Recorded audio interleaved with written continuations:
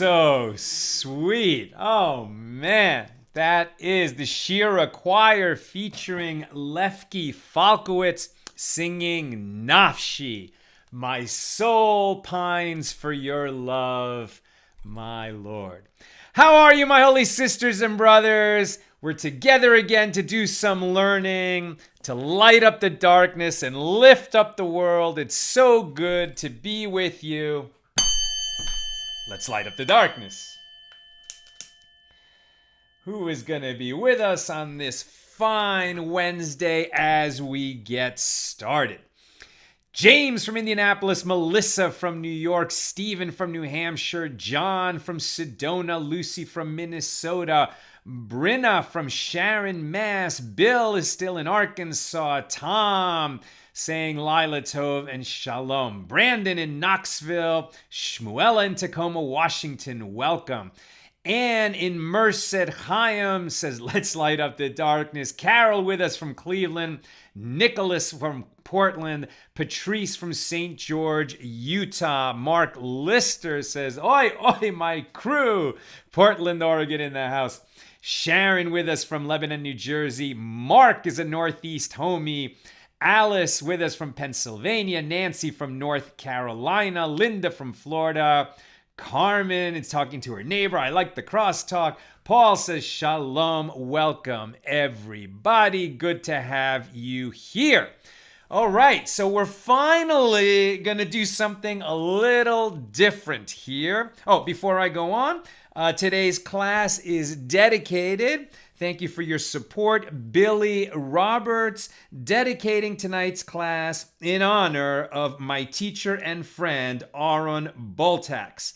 I'm sure that Aaron appreciates, and thank you, Billy, for your support. We are heading into our annual campaign. We normally would have done this in the spring, in April. We postponed because of COVID, but we'll be releasing some videos and putting out some communication very soon. But if you appreciate what we do here at Accidental Talmudist, consider becoming a supporter of our nonprofit. Nina will put the link in the comments, but it's simple, donate.accidentaltalmudist.org. We are holding on page Tzadi Dalet, that's page 94 here in Tractate Eruvin, the third volume of the Talmud. We're in chapter 9 and we're discussing Mishnahs 3 and 4. And we're finally actually going to get away a little bit from discussing, the walls between domains and forming, well, we're going to talk about walls, but not about forming an eruv with our neighboring courtyard or with the other members of our courtyard.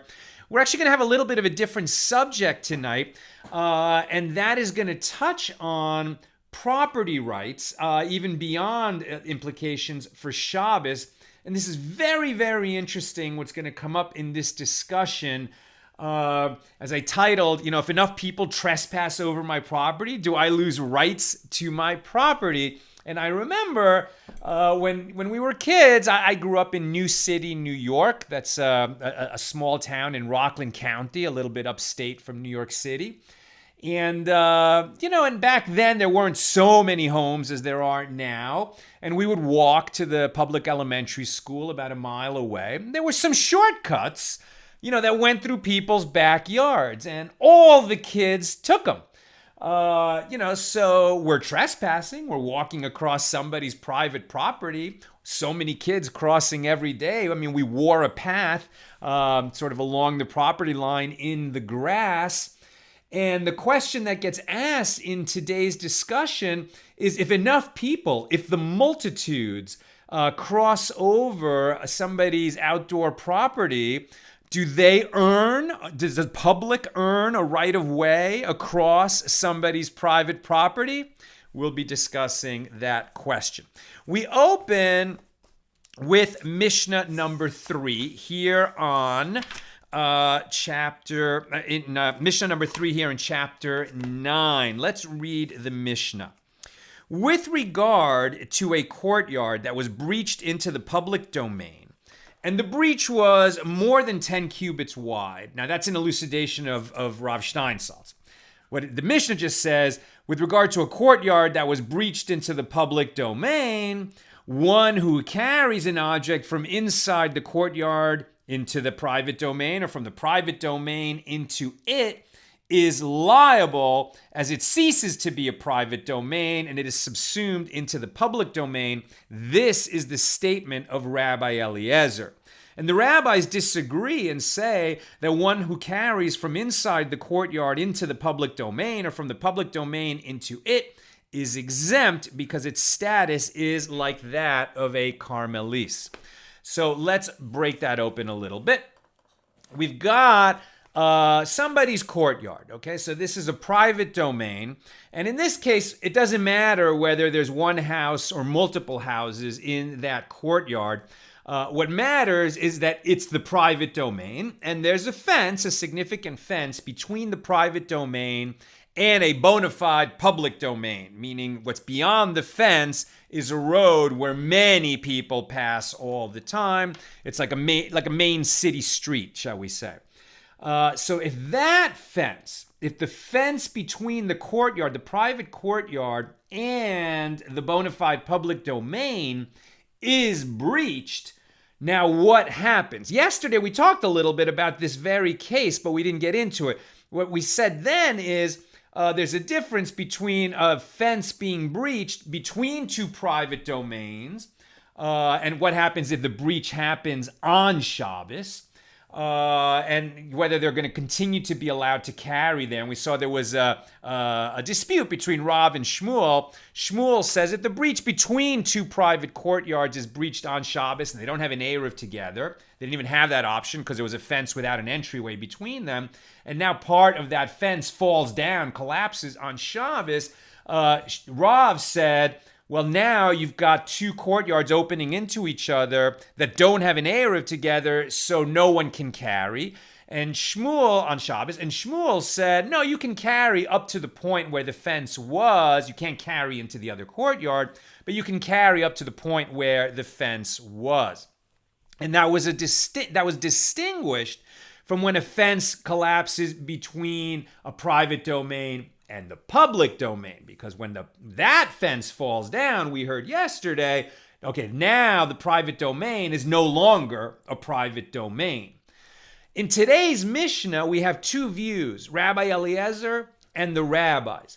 They both agree that when a fence falls between the private domain and the public domain, even on Shabbos, so you can't carry there anymore on Shabbos. It's now going to be prohibited to carry because it's opened up into the public domain. But the question is, what rule has been violated? In other words, how severe a law, how severe a prohibition has a person violated if he does carry in this courtyard where the fence between it and the public domain fell down? Rabbi Eliezer says, if that fence falls down, this is now a full-fledged public domain. And if you carry from your house out into your own courtyard, but between the courtyard and the public domain, the fence fell down, you are now liable, right? So we saw this, the people who were studying with us when we were in Tractate Shabbos, the difference between liable and exempt with respect to Shabbos prohibitions. If you violate a Torah prohibition, right? If you violate a Torah prohibition, like for example, if you light a candle after Shabbos begins, right? The Torah says no kindling on Shabbos. So if you light a flame, if you strike a match after Shabbos begins, right? During the period of Shabbos, you have violated a Torah prohibition and you are liable to bring a sin offering. Obviously, this applies to Jews only. Non-Jews are not obligated in the laws of Shabbos, and they can light a match if they want, no problem. But if a Jew lights a match on Shabbos, he has violated a Torah prohibition, and he is liable to bring a sin offering. We can't bring sin offerings now because the temple was destroyed 2,000 years ago. There is no holy altar in the holy temple, and so we can't fulfill the obligation to bring a sin offering and make an atonement in that way. Rather, during this period in history, when we need to make an atonement for violating that kind of a prohibition, it's an avera, for committing that sin, what do? We pray for forgiveness. We sort of study our actions, see what led us to violate that Torah prohibition, organize ourselves so that we won't do it again, and ideally study these laws so that we understand a bit about the sin offering and the law that we violated, and that will help us sort of strengthen ourselves and not commit that violation again. If we violate a rabbinic decree rather than a Torah law, right? So one of the laws that the rabbis added, generally rabbinic decrees were, rabbinic laws were decreed by the sages to prevent us from coming to violate Torah laws. But it is a fence around the Torah, and it is additional laws that we're obligated in.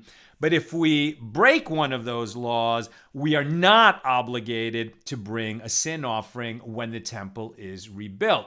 And so that's why they would say you have done something which is prohibited, but you are exempt, meaning you are exempt from bringing a sin offering. Why do the rabbis say that we're exempt if we carry something from the public domain into this courtyard? Because they're saying that the courtyard does not become a public domain. When the fence falls between the courtyard and the public domain, the courtyard acquires the status of a carmelis. And what is a carmelis? It's neither a private domain nor a public domain, right? It's a rabbinically created status for a domain. For example, another carmelis is the ocean, right? Which is actually thought of as the floor of the ocean, as if the water wasn't there. Or it could be a valley, something that is not enclosed, but doesn't acquire the characteristic of a public domain, mostly because not enough people walk through there. Right, so it's neither public domain nor private domain. It is prohibited on Shabbos to carry from a private domain to a carmelis, or from a carmelis to a private domain, from a public domain to a carmelis, or from a carmelis to a public domain. But if one does that action, he's done something he's not supposed to do. A pious person won't do that.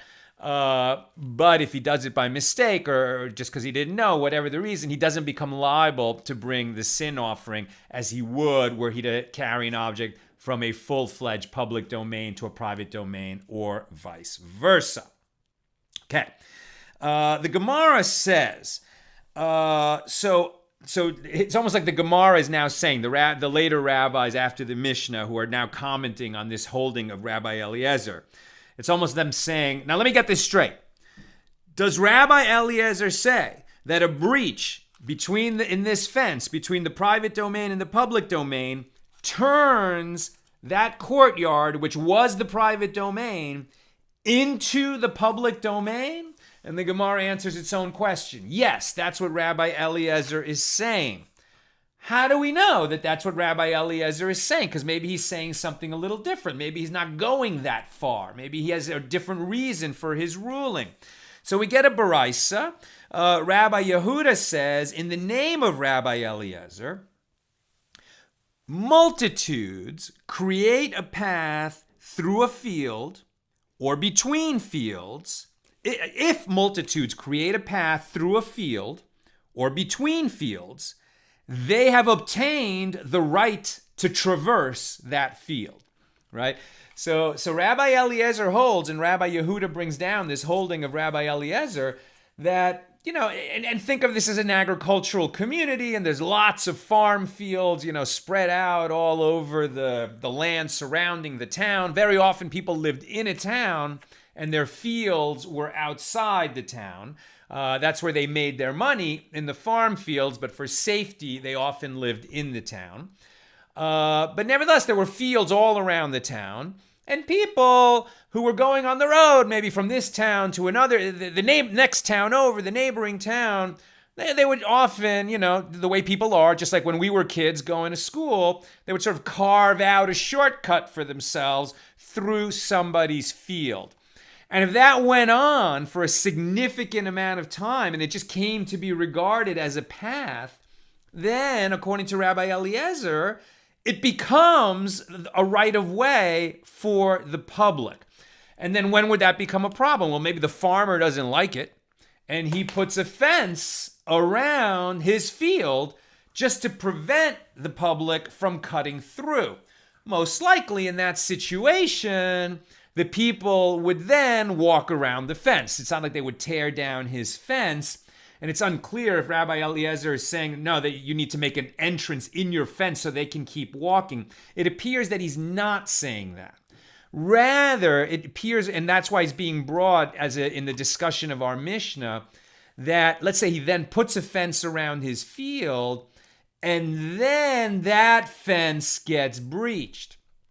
So now, one of the ideas of what Rabbi Eliezer is actually saying is not that the whole field becomes the public domain, but rather that portion of it that the public was using when they were cutting through the field, that acquires the status of a full-fledged public domain, like what's outside the field, and the rest of the field remains a Carmelis. Maybe that is what's being said here, right?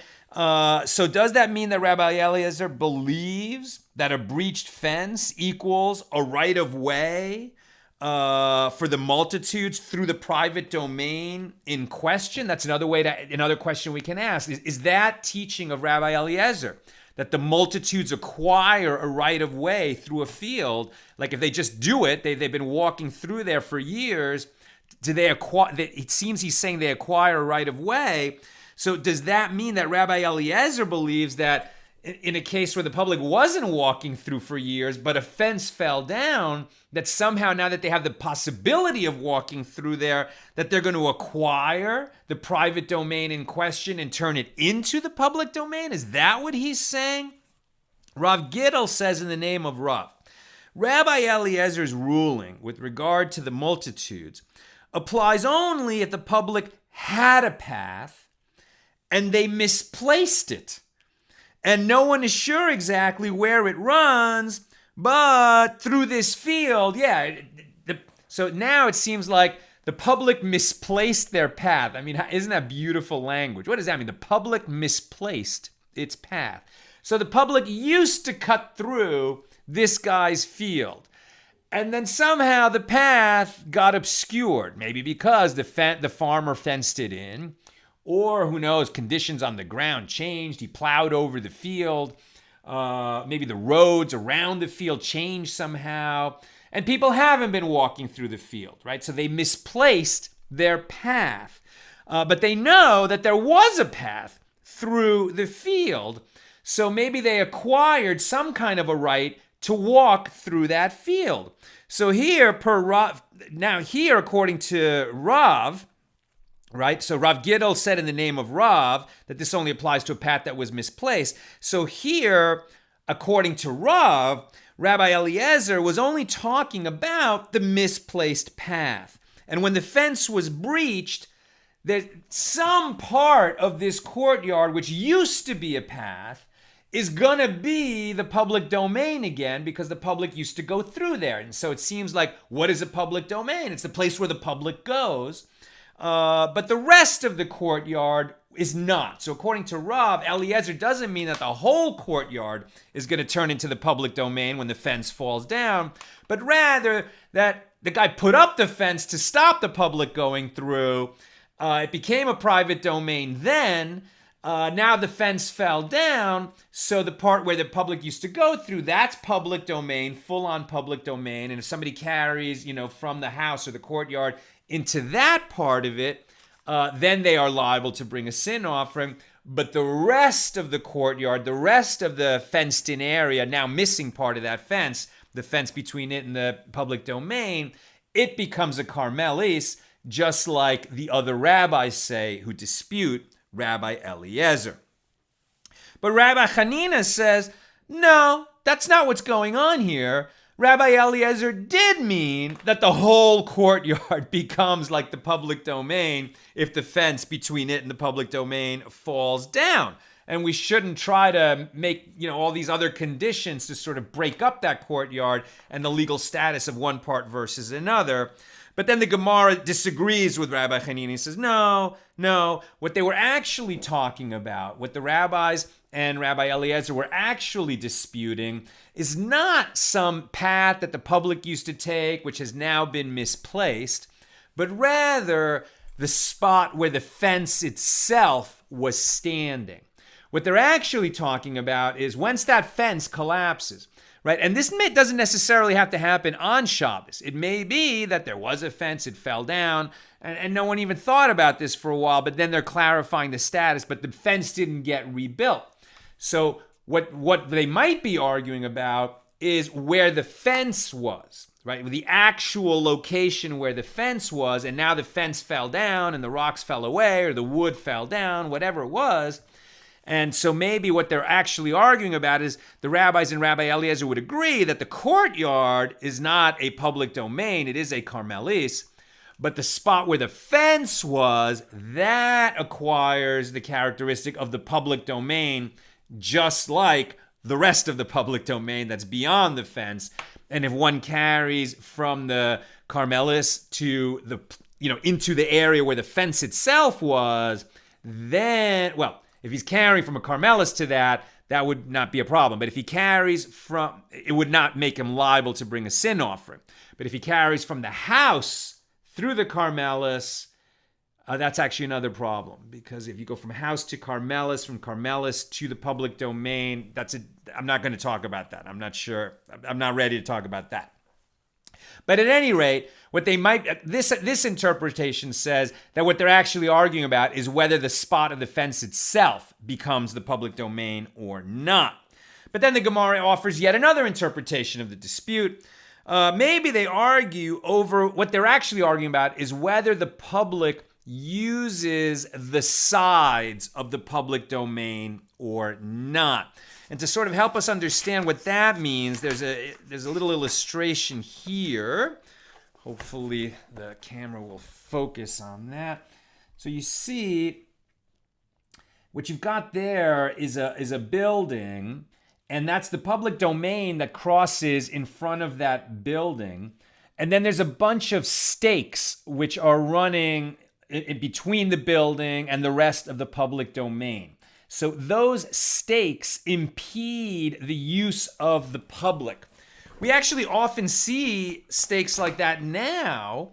I'm just thinking here in Los Angeles on Wilshire Boulevard, the Federation Building. It's the Federation Building, right? Yeah, where the Jewish Federation, when terrorist activity escalated in the last decade, they built, as a matter of security, a bunch of pillars that look just like that, right? There's a bunch of pillars that really look just like that in between the building and the street. Why? So that a terrorist won't, God forbid, drive a car into the building in order to try and hurt people that are inside.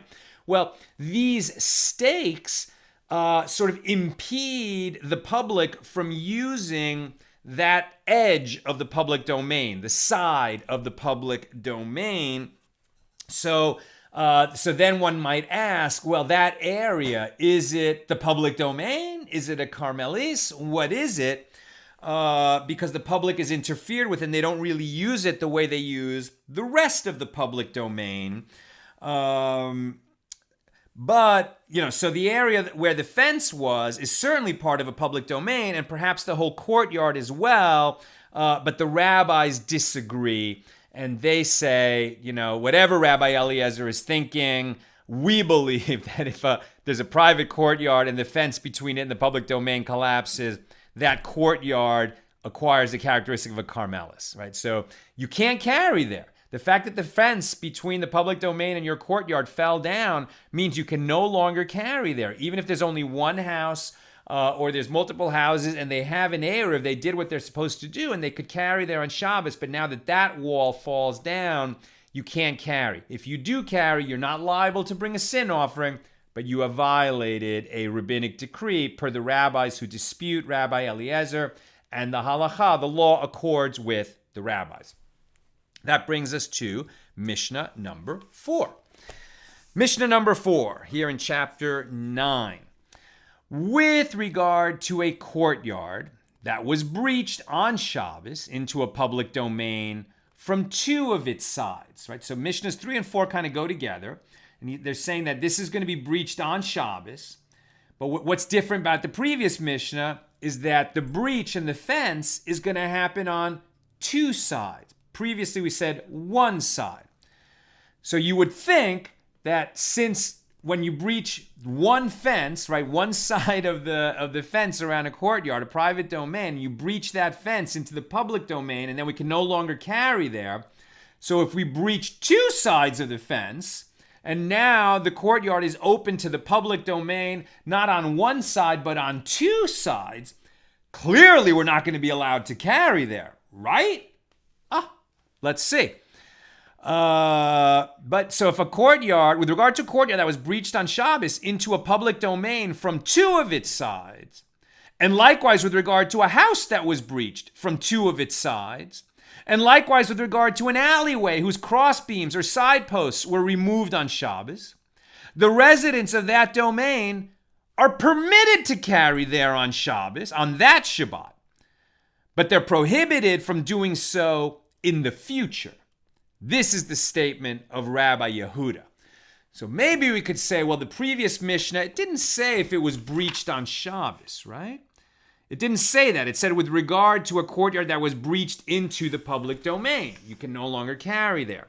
So this Mishnah says if the breach happened on Shabbos, and it happened on two sides of a courtyard or a house, so then we can continue to carry there on this Shabbos while it happened, perhaps because we had that status when Shabbos began, and so we can continue to carry within that courtyard until on this Shabbos. But next Shabbos, this permit won't apply anymore. We need to get this fixed, right? So that's what this Mishnah says. But this is the statement of Rabbi Yehuda. Rabbi Yosei says, this cannot be the halacha. Because if they are permitted to carry there on this Shabbos, well, then they're going to be likewise permitted to carry there in the future. But if they're prohibited from carrying there in the future, then they're prohibited from carrying there on this Shabbos as well. So he's saying that we don't make these temporary permits. Either it's permitted or it's prohibited. If two walls collapse on Shabbos between your courtyard and the public domain, according to Rabbi Yosei, either it's permitted to carry or it's prohibited, but we're not going to make some kind of a ruling like it's permitted on this Shabbos, but it won't be permitted on the next Shabbos. Rabbi Yosei disagrees with that analysis.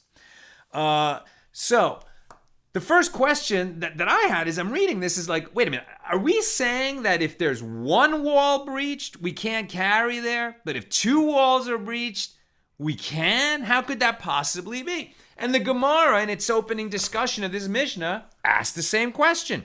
The Gemara poses a question. With what case are we dealing? If you say the Mishnah is referring to a case where the breach was only up to 10 cubits wide, so if it's less than 10 cubits, then that's not a breach. In other words, if a wall collapsed, but it less than 10 cubits wide, it left an opening less than 10 cubits wide, that's not actually a breached wall. What that means is that an entrance was created, but the wall still exists. If it's more than 10 cubits wide, that's no longer an entrance. That is a breached wall. So the Gemara says, so if you say the Mishnah is referring to a case where the breach was up to 10 cubits wide, in what way is a breach on only one side different? It is due to the fact that we say it is an entrance rather than a breach, and carrying is therefore permitted. But if so, if it was breached on two sides as well, say it is an entrance, and there are entrances on two sides of the courtyard. What difference does it make whether it's one wall or two? You didn't breach the walls, you just made entrances. Rather, the Mishnah is certainly dealing with a breach that is greater than 10 cubits, and if so, it should be prohibited to carry even if the courtyard was breached on only one side, as a breach that size negates all the partitions, right? So the Gemara is saying, what are you talking about? If we just learned in the previous Mishnah that if one wall is breached from the private domain to the public domain, you can no longer carry there. Certainly, if you breach 2 walls, it should be the same ruling. Why? And why is the Mishnah coming out in a different place and saying it's permitted to carry there on this Shabbos, but not on next Shabbos? What is going on here? Okay. And why does Rabbi Yosei objects? He seems to come out in a different place than Rabbi Yehuda. Perhaps he's saying, no, it's just prohibited to carry there. But the way he's actually wording it is to say, well, I mean, you can't be inconsistent over time, right? You can't say permitted this Shabbos, prohibited next Shabbos. If it's prohibited now, it should be prohibited next Shabbos. And if it's permitted now, it should be permitted next Shabbos. But Rabbi Yosei is not objecting on the grounds that it was prohibited when 1 wall fell down. Why is it permitted when 2 walls fall down? So Rav comes to clarify things a little bit. And now I'm getting near the end of what I have to teach tonight. So if you have questions or comments, make sure they're in the comments and Nina will pass them to me. So Rav says, no. The breach is less than 10 cubits. So he's saying that obviously if the breach was more than 10 cubits, we have the same situation as the previous Mishnah. The private domain is no longer a private domain. It's at least a carmelis, and carrying is going to be prohibited there. He's saying that the breach is less than 10 cubits, which would make it an entrance, and therefore carrying should remain permitted. However, says Rav, the reason we're talking about 2 sides is because this breach, where did it happen? It happened in the corner. Whoops. So I think we have an illustration of that. Hold on. Oh, right. Here we go. So this, says Rav, it's what's going on here. The breach, which is less than 10 cubits wide, happened in the corner of the courtyard or in the corner of the house. And because it happened in the corner, it's going to have a different impact than if it happened in 1 wall, somewhere along 1 wall. If it was just simply in 1 wall, okay, it creates an entrance, but it doesn't change the status of the courtyard. And carrying, if it was permitted before this breach, it remains permitted after this breach that's less than 10 cubits wide because we just added an entrance. But if it happens in the corner, then even though it's less than 10 cubits wide, it is going to change the status of the courtyard or of the house. Why? Why does it not count as an entrance? Says Rav, because people don't put entrances in corners. People typically don't make an entrance in a corner.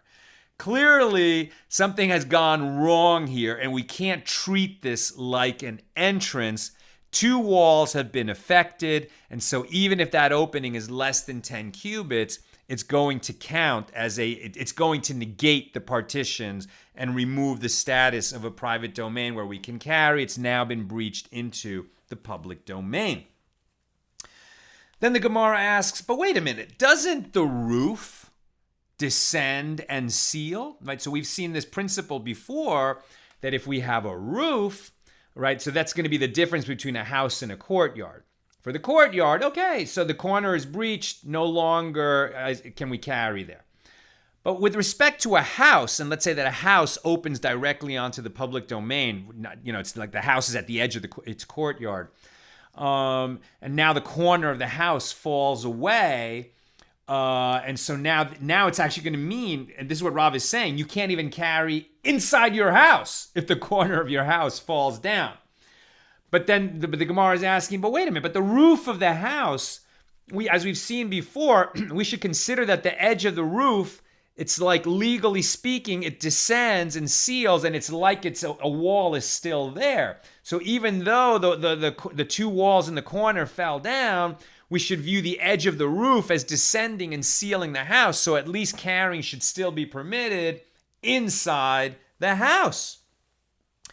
And then Rav answers, or the Gemara answers, that this is what Rav meant, that if you have a slanted roof, right, sort of like the way we imagine roofs normally, a pitched roof, so then it doesn't descend and seal, right? It's only a flat roof that somehow has a defined edge that we would imagine as extending down and sealing off that opening. But if it's a slanted roof, no, it doesn't work that way. It's not explained why a slanted roof, which does have it has a final edge at the bottom of the roof, but somehow we don't view that as descending and sealing if it's a slanted roof. They're going to go back and forth on a dispute between Rav and Shmuel of whether a roof descends and seals or not. Rav says it does, but not if it's a slanted roof. Shmuel says a roof doesn't descend and seal, so that wouldn't help anyway. Ultimately, however, the law is whether it's one wall or two walls that are breached into the public domain, carrying is not going to be permitted there, even on this Shabbos.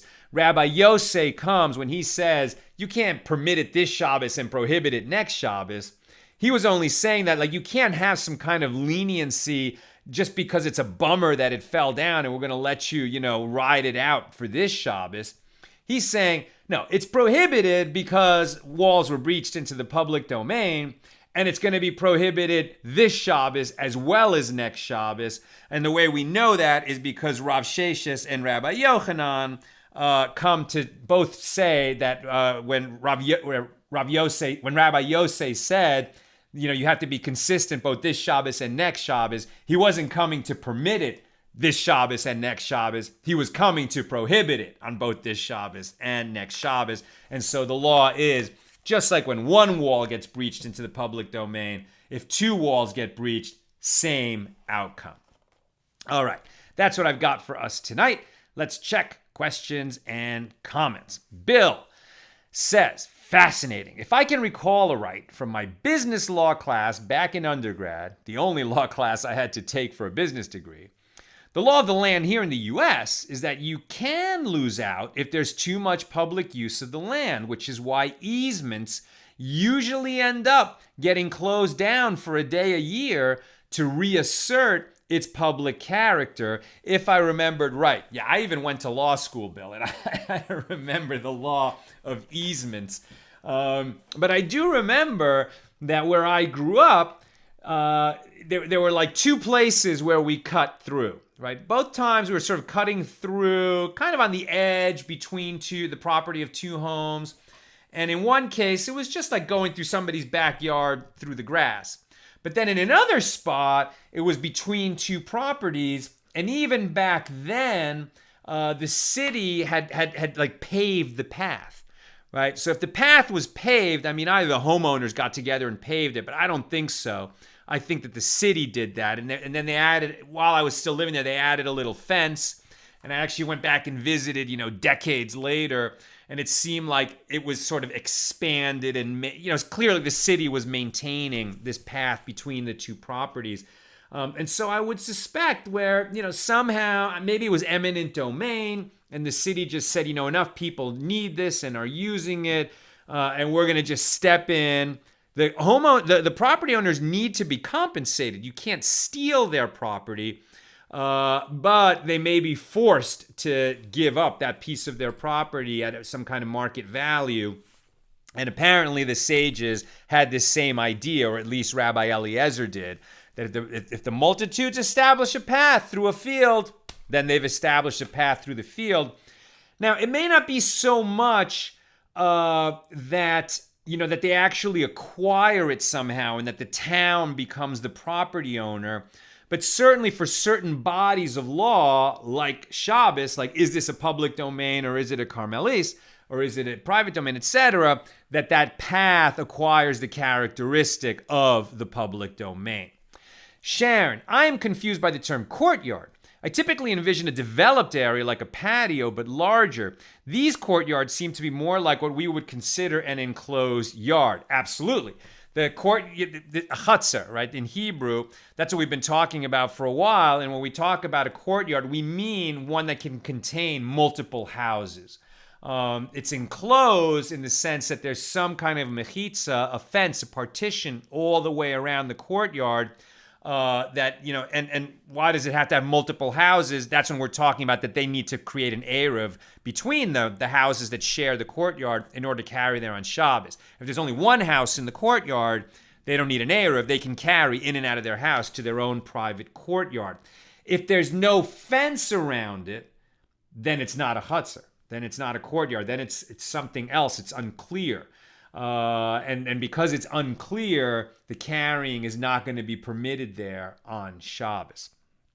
Susan, thanks, Sal. Why punish people for a wall or two falling down on the day when they can repair them before next week? But we didn't get that, right? Rabbi Yosei ruled against it, and ultimately the law accords with Rabbi Yosei. So, it's interesting, but as we saw, if the wall falls down between two private courtyards, then according to Shmuel, and it is the law, that they can still carry in their own courtyards up to the place where the wall fell.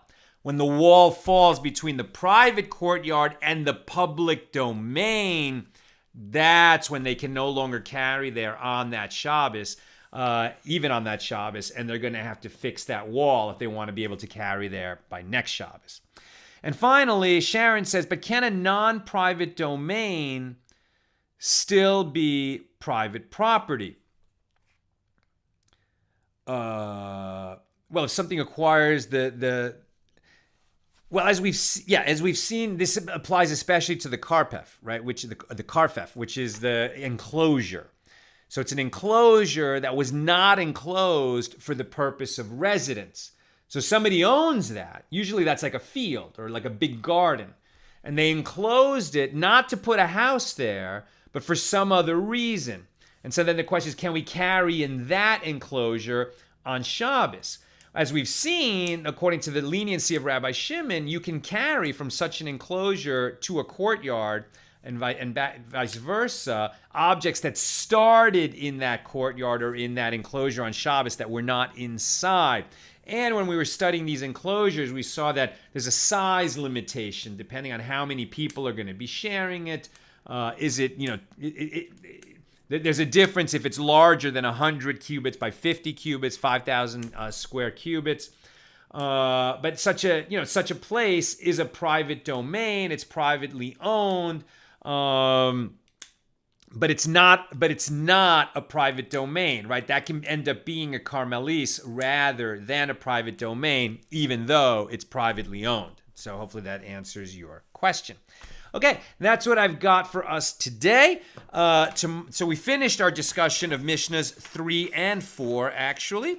And tomorrow we'll continue with Mishnah number 5 here in chapter 9. And again, we're going to get some interesting digressions away from the kind of strict law of Eruvin. We're going to get some real interesting places. So hope to be with you tomorrow on Thursday at the regular time. All the best, my holy brothers and sisters.